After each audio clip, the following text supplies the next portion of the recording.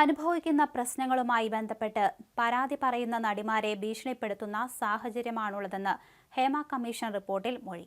പരാതി പറഞ്ഞ നടിമാർക്ക് സ്വകാര്യ ഭാഗങ്ങളുടെ ഫോട്ടോ അയച്ചുകൊടുത്ത് ഭീഷണിപ്പെടുത്തുന്ന നടന്മാരുണ്ടെന്ന് റിപ്പോർട്ടിൽ പറയുന്നു. പോലീസിനെയോ മറ്റ് പരാതിയുമായി സമീപിച്ചാലുണ്ടാകുന്ന പരിണിതഫലം ഭീകരമാണെന്നും റിപ്പോർട്ടിൽ ചൂണ്ടിക്കാണിക്കുന്നു. നടിമാരുടെയും കുടുംബാംഗങ്ങളുടെയും ജീവന് വരെ ഭീഷണി നേരിടുന്ന അവസ്ഥയിലേക്ക് കാര്യങ്ങൾ കടന്നെന്നും റിപ്പോർട്ടിൽ പരാമർശിക്കുന്നുണ്ട്. പരാതി കൊടുത്ത ഒരു നടി വലിയ രീതിയിലുള്ള സൈബർ ആക്രമണം നേരിടുന്നുണ്ട്.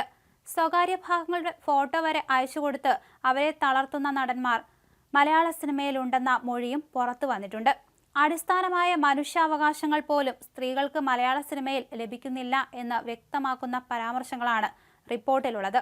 വസ്ത്രം മാറാനുള്ള മുറിയില്ല, പ്രാഥമിക ആവശ്യം പോലും നിറവേറ്റാനുള്ള സൗകര്യം പോലും സിനിമാ സെറ്റുകളിൽ ഉണ്ടാകാറില്ലെന്ന വിമർശനം കൂടി ഉയരുന്നുണ്ട്.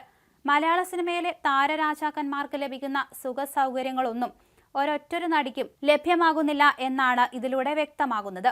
അതേസമയം സിനിമാ മേഖല പലപ്പോഴും രാത്രികളിൽ പുരുഷന്മാരിരുന്ന് ചർച്ച ചെയ്യുന്ന പ്രത്യേക തരത്തിലുള്ള ബോയ്സ് ക്ലബ്ബ് പോലെയാണ് പ്രവർത്തിക്കുന്നതെന്നും ഹേമ കമ്മിറ്റി റിപ്പോർട്ടിൽ സൂചിപ്പിക്കുന്നു. സിനിമയിലെ അഭിനയത്തിലായാലും സാങ്കേതിക ജോലിയിലായാലും പ്രധാന സ്ഥലങ്ങളിൽ അല്ലാത്തവർക്ക് മദ്യപാനികൾ കൂടുതലുള്ള സുരക്ഷിതമല്ലാത്ത ലോഡ്ജുകളിൽ താമസ സൗകര്യം നൽകാറുണ്ടെന്നും റിപ്പോർട്ടിൽ പറയുന്നു. ഡ്രൈവർമാരുടെ ക്രിമിനൽ പശ്ചാത്തലം പരിശോധിക്കാതെയാണ് പലപ്പോഴും സ്ത്രീകൾ അടക്കമുള്ളവർക്ക് യാത്ര ഏർപ്പെടുത്താറുള്ളതെന്നും പ്രധാന അഭിനേത്രികൾക്കും അല്ലാത്തവർക്കും ഈ അനുഭവം ഉണ്ടാകാറുണ്ട്. രാത്രികളിൽ ഷൂട്ടിംഗ് ലൊക്കേഷനുകളിൽ നിന്ന് ഹോട്ടലുകളിലേക്കും തിരികെയും ഇത്തരത്തിൽ കൊണ്ടുപോകാറുണ്ടെന്നും റിപ്പോർട്ടിൽ പറയുന്നു.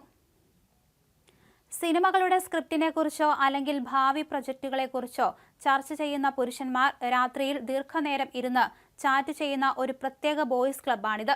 മിക്ക കേസുകളിലും ചർച്ച നടക്കുന്നത് മദ്യത്തെക്കുറിച്ചാണ്. അവർ മദ്യപിച്ചാൽ സംഭാഷണം കൈവിട്ടു പോകുമെന്നും മദ്യപിച്ചതിനു ശേഷമുള്ള സംഭാഷണം എപ്പോഴും സിനിമയിൽ മാത്രം കേന്ദ്രീകരിക്കപ്പെടുന്നില്ലെന്നും റിപ്പോർട്ടിൽ പറയുന്നുണ്ട്. ഇത്തരം സംഭാഷണങ്ങൾ പിന്നീട് ലൈംഗികതയുമായി ബന്ധപ്പെട്ട അസഭ്യമായ തമാശകളിലേക്കും നീങ്ങുന്നുവെന്നും റിപ്പോർട്ടിൽ പറയുന്നു.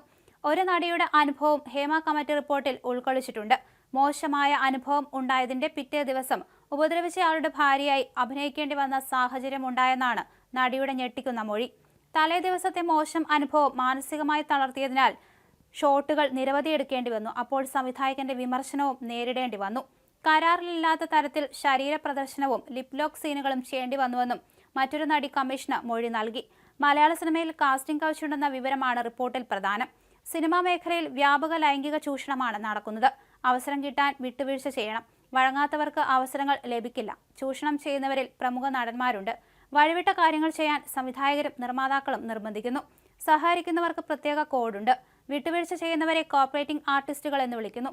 പരാതി പറയുന്നവരെ പ്രശ്നക്കാരായി കാണുന്നു. ചുംബന രംഗങ്ങളിൽ അഭിനയിക്കാൻ സമ്മർദ്ദമുണ്ടാകുന്നു. സിനിമ നിയന്ത്രിക്കുന്നത് മാഫിയ സംഘങ്ങളാണ്.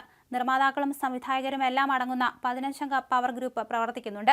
അവരുടെ നിയന്ത്രണത്തിലാണ് മലയാള സിനിമാ ലോകം. വിലക്ക് തീരുമാനിക്കുന്നത് ഈ സംഘമാണ്.